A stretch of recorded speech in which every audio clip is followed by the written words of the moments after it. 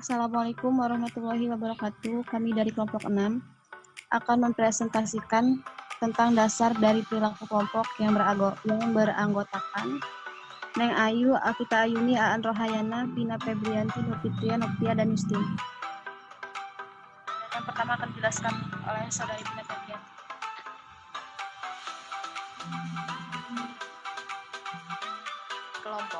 Kelompok adalah sekumpulan orang yang mempunyai tujuan bersama yang berinteraksi satu sama lain untuk mencapai tujuan bersama, mengenal satu sama lainnya, dan memandang mereka sebagai bagian dari kelompok tersebut.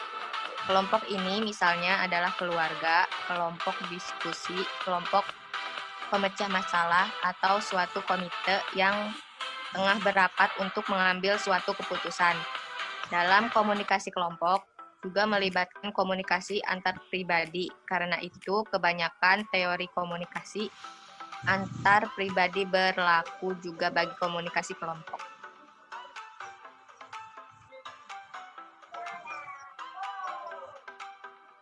Lanjut.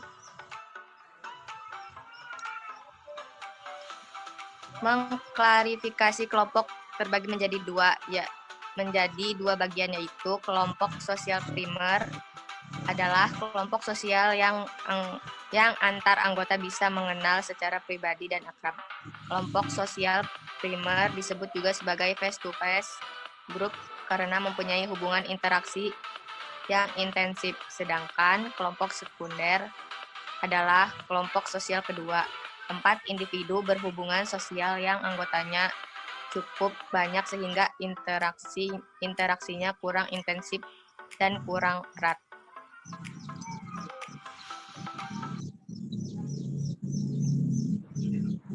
Selanjutnya, tahap perkembangan kelompok.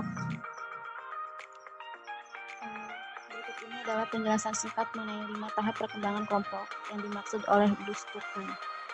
Yang pertama ada tahap pembentukan atau forming. Tahap ini merupakan tahap pertama dalam pembentukan kelompok kerja. Para anggota mulai mempelajari tugas yang diberikan dan berkenalan dengan anggota lainnya. Tahap forming ini dikarakteristikkan oleh banyaknya ketidakpastian. Para anggota kelompok masih tidak terlalu jelas mengenai tujuan dan objektif kelompok. Rasa kebingungan masih menyembunyikan perasaan masing-masing, keterlibatannya masih kurang. Yang kedua, tahap timbulnya konflik atau storming.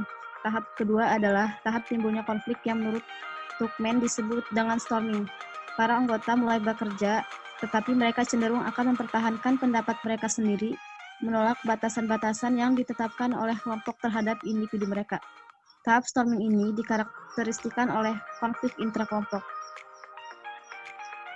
Beberapa tanda-tanda bahwa kelompok berada di tahap selanjutnya yaitu tahap normalisasi, adalah tahap terbentuk hubungan yang dekat antara anggota kelompok dan menetapkan aturan-aturan serta menemukan cara komunikasi yang tepat supaya dapat membantu mereka mencapai tujuan yang diinginkan. Tanda-tanda kelompok berada di tahap norming adalah adanya peninjauan ulang dan penjelasan mengenai objektif atau tujuan kelompok. Timbulnya kerjasama antar anggota kelompok dimulai dengan mendengarkan pendapat anggota lain, serta dapat mengidentifikasikan kekuatan dan kelemahan. Tahapan yang keempat yaitu tahapan berkinerja. Tahapan ini di mana semua anggota kelompok telah dapat bekerja dan berfungsi secara penuh. Pada tahap ini, semua anggota memiliki kebersamaan, percaya diri, inisiatif, dan semangat yang tinggi. Selanjutnya itu ada tahap pembubaran atau yang biasa disebut dengan adjourning. Nah, tahap ini tuh dikhususkan untuk kelompok-kelompok kerja yang bersifat sementara. Setelah suatu proyek selesai ataupun suatu permasalahan berhasil dituntaskan, kelompok kerja tersebut akan dibubarkan. Yang tema ketiga yaitu properti kelompok, di mana terdapat beberapa bagian. Yang pertama itu ada peran, di mana suatu rangkaian pola perilaku yang diharapkan yang dikaitkan dengan seseorang yang menduduki posisi tertentu dalam unit sosial. Di antaranya itu ada persepsi peran, ekspektasi peran, konflik peran, dan eksperimen penjara Jim baru. Selanjutnya yaitu akan dipaparkan oleh rekan saya.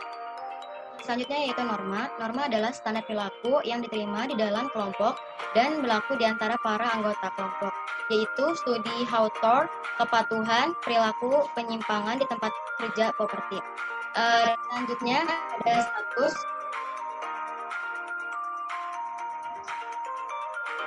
yaitu suatu posisi yang didefinisikan secara sosial atau peringkat yang diberikan kepada kelompok atau para anggota kelompok oleh orang lain. Apa yang menentukan status, yaitu menurut teori klasistik, status yaitu cenderung berasal dari satu ketiga, yaitu ada yang pertama kekuasaan secara yang dimiliki atas orang lain, yang kedua kemampuan seseorang untuk memberikan kontribusi bagi tujuan kelompok, yang ketiga itu karakteristik pribadi individu.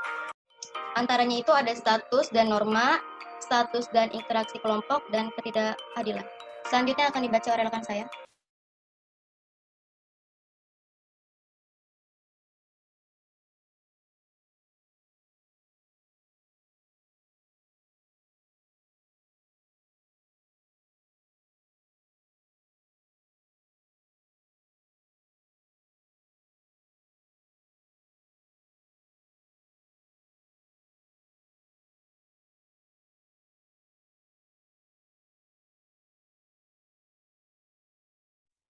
Selanjutnya, pengambilan keputusan kelompok.